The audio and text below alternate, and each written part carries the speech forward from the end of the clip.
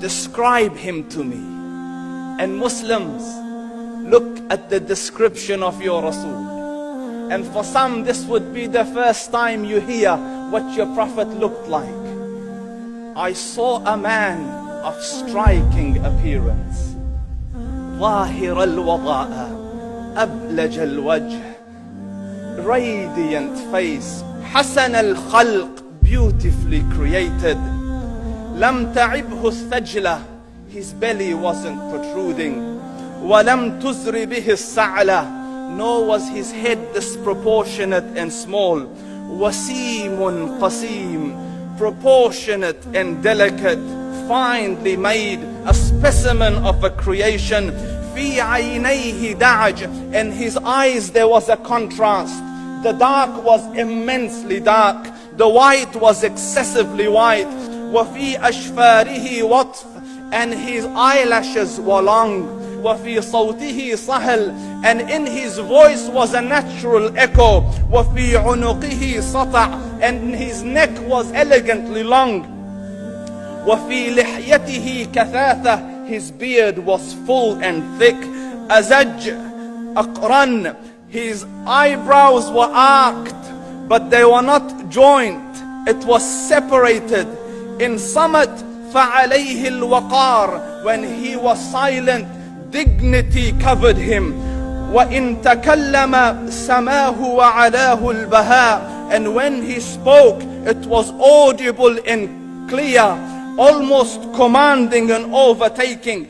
أجمل الناس وأبهاهم من بعيد, from afar the most striking and outstanding in appearance. وأحسنهم وأجملهم من قريب, and when he came near, the best of them and the most handsome of them in closeness.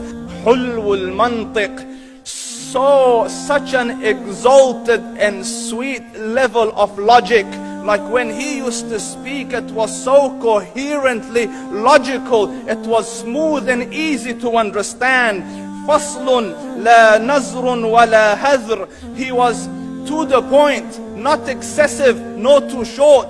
كأن منطقه خرزات نظم يتحدرن, his logic, his utterances, his words were like jewels coming out of a necklace, calculated, polished, one after the other, it would flow magically. ربعة, he was medium in height. Your eye didn't have to strain to look up at him, nor was it tedious to look down at him. He was a comfortable sight to look at. له رفقاء يحفون به, he had friends, the people that were with him, they were working around him to try to serve and protect him.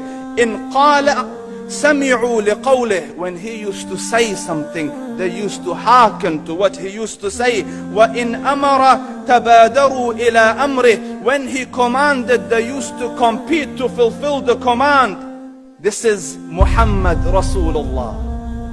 This is Muhammad Rasulullah. Anas ibn Malik says, he says, I came out one night, it was the full moon night.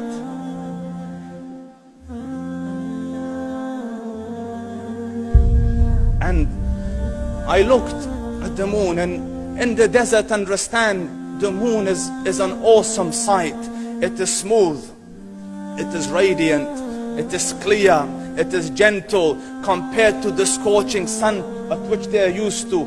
So the moon was the epitome of beauty. So he says, I came out at a full moon night and I looked at the moon and I saw it beautiful, handsome. So I said, let me go see if the moon is more handsome or my Prophet is more handsome. Let me see if that is more beautiful or the Prophet is more beautiful. So I went and I saw him standing afar.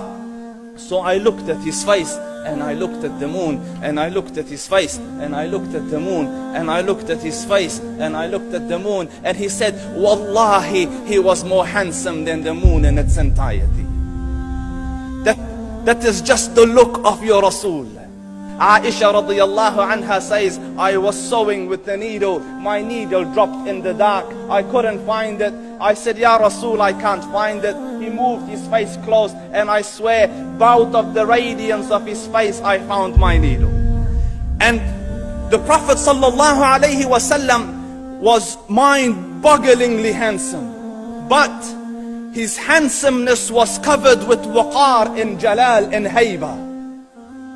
The Sahaba say, when we used to sit at his feet, two feelings conflicting would come on the heart. The first one, you wanted to look at him. You wanted to behold the majesty of his face. And when you wanted to look up, shyness used to overtake you, so you used to look down. Amr ibn al-As says, I sat with him many times, but if you ask me to describe his face, I can't describe it.